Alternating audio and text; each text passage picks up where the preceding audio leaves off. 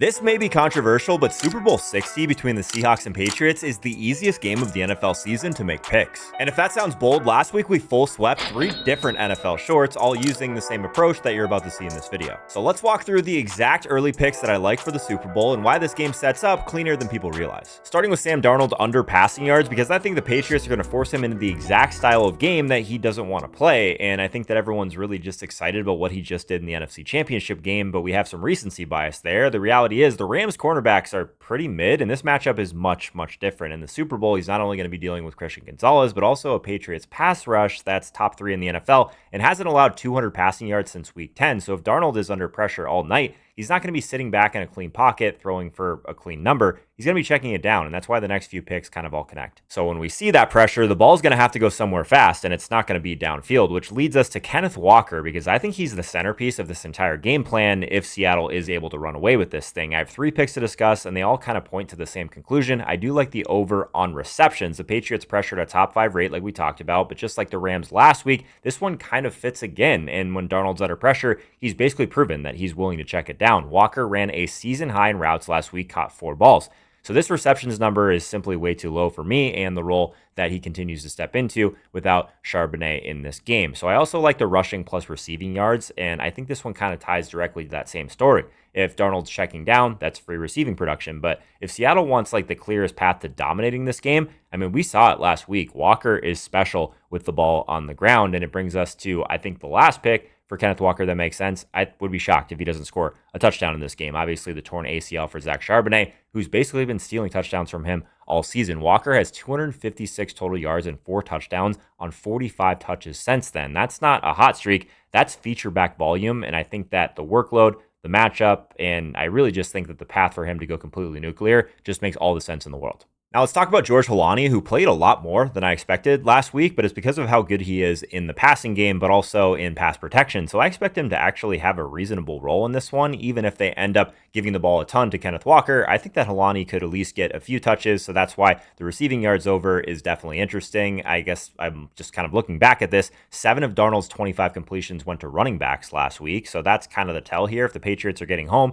Darnold's going to live on checkdowns. Obviously, that helps Walker, but it also, in general, kind of helps this whole backfield. So Holani, if he gets more opportunities, I think this number is just way too low. I think Seattle's kind of cleanest path is moving the ball up the field with kind of these quick checkdowns, and that's kind of why Holani fits. But if your fantasy football season didn't end well, this may help. I've teamed up with DraftKings Pick 6, the official daily fantasy sports partner of the NFL, to give you another way to make the big game more interesting. Here's exactly how it works. You just pick more or less on 2 or more player stats, passing yards, touchdowns, things like that. Then it's basically you calling how a player performs and seeing how your picks come to life on every snap. And here's the part you should know. Right now, new DraftKings customers who play $5 or more on their first paid entry get $60 in Pick 6 bonus picks. So if you're new, you play $5 or more and they drop $60 in Pick 6 bonus picks right into your account. All you need to do is download the DraftKings Pick 6 app and use promo code HOLKA to unlock that offer. In partnership with DraftKings Pick 6, the crown is yours. Now, here's where most people are going to mess up. They're going to chase last week's wide receiver box score instead of respecting the actual matchup and the coverage. So Jackson Smith-Njigba, we have to talk about him because this is the exact type of spot where people kind of get baited. We have 2 picks here and they align perfectly.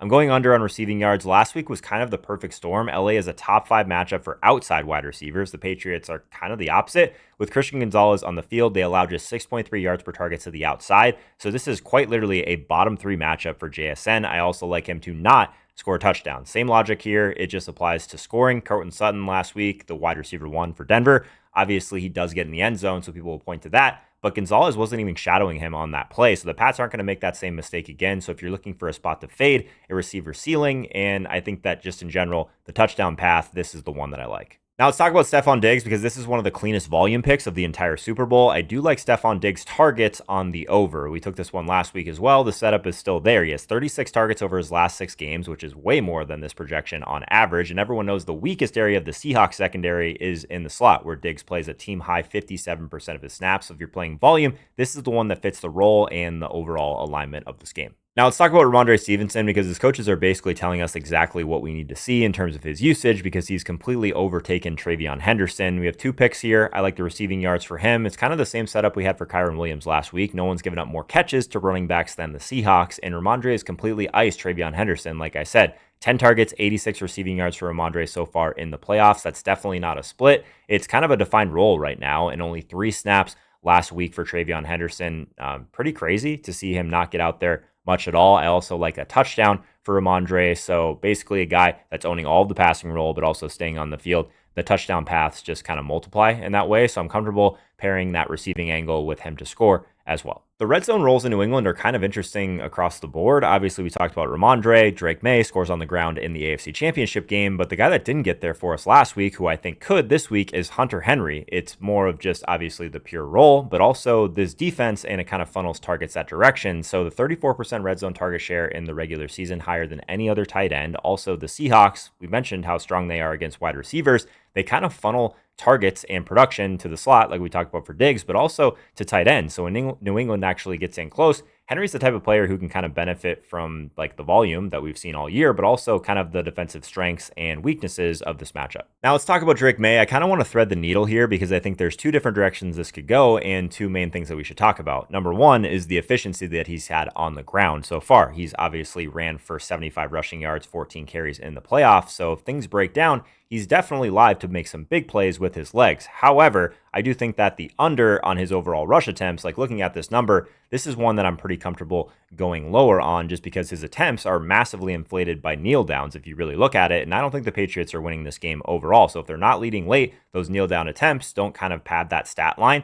And I think it's one of those things, if you go back and look at it, he really doesn't have many games this year with over 6 carries in general. So I think this number is a little bit inflated, obviously, with a lot of people that want to come in the Super Bowl and play overs. I think that it's kind of 2 different angles here. I do think the efficiency is real, but from a volume perspective, this number just feels too high. And finally, the most surgical pick on the board, Jake Bobo, receiving yards. I don't think he catches the ball, guys. We're still kind of talking ourselves into it because he scored last week, but he's legit never on the field. He averages less than 4 routes per game and has only 5 targets all season. That's not a role. That's kind of just a random event from last week, in my opinion. So this is not the spot to chase that box score.